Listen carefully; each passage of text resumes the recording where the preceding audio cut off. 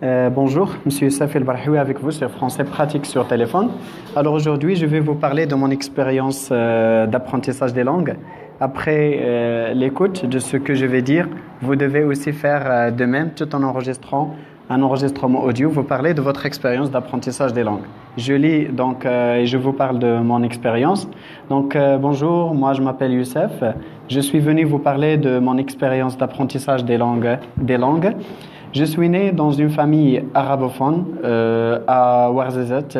C'est une petite ville qui est située au sud-ouest du Maroc.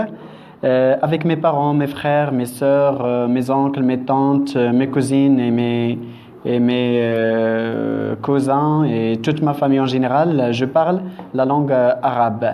Et avec mes voisins, les amis, je parle le dialecte marocain. Donc, c'est la langue que j'utilise avec ma famille et dans la rue. C'est pas l'arabe classique qu'on étudie à l'école, ou bien c'est pas l'arabe qu'on étudie, avec laquelle on étudie l'islam et on étudie le Coran et on étudie des choses comme ça.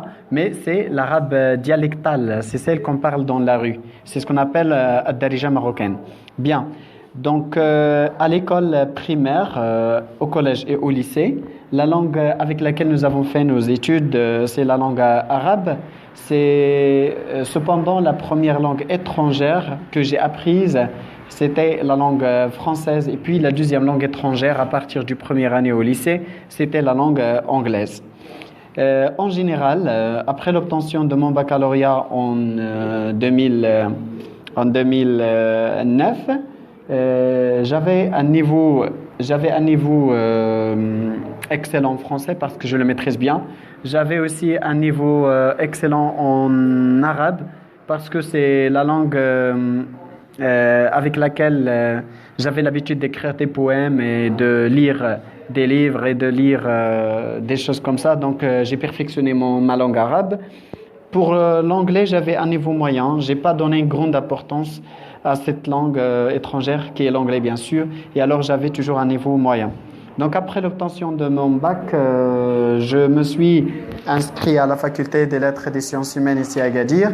J'ai choisi la filière des études françaises et j'ai essayé de perfectionner mon français tout en étudiant plusieurs matières en langue française.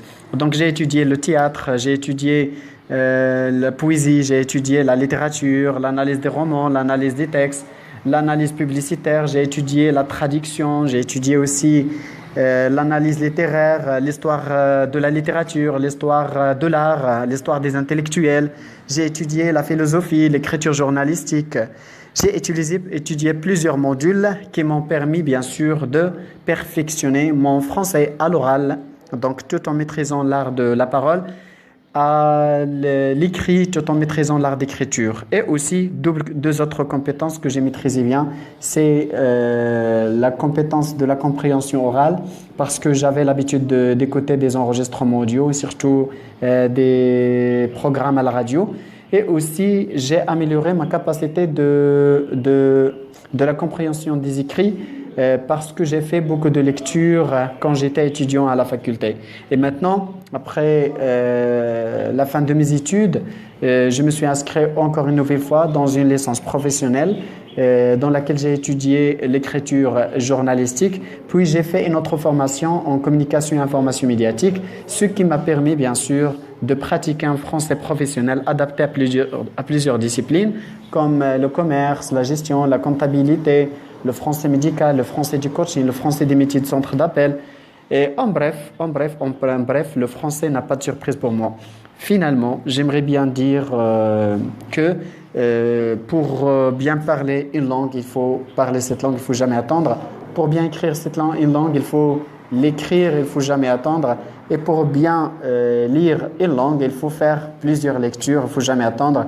Et pour bien comprendre les personnes qui parlent, il faut écouter. Nous avons deux oreilles pour écouter deux fois et nous avons une seule bouche pour parler une seule fois. Donc voilà, c'est tout concernant mon apprentissage des langues. Mon souhait et mon rêve pour l'avenir, c'est d'apprendre l'allemand. C'est une langue que je vais apprendre parce que c'est la langue des affaires, surtout avec le marché allemand, c'est très important au Maroc.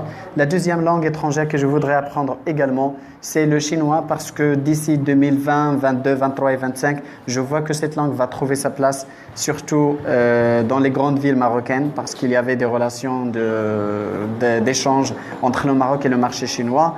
Et une autre langue que je vois intéressante aussi pour l'avenir, surtout dans le domaine touristique, c'est la langue russe. Et l'anglais, ça reste la langue que je peux utiliser pour parler avec tout le monde à l'échelle internationale.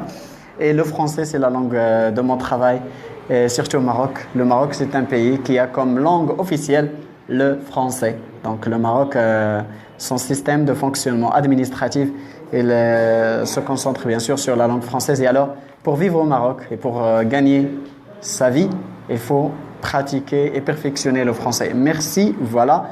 J'ai terminé mon enregistrement. J'aimerais bien vous écouter en train de parler de votre expérience d'apprentissage des langues. Je vous souhaite bonne journée et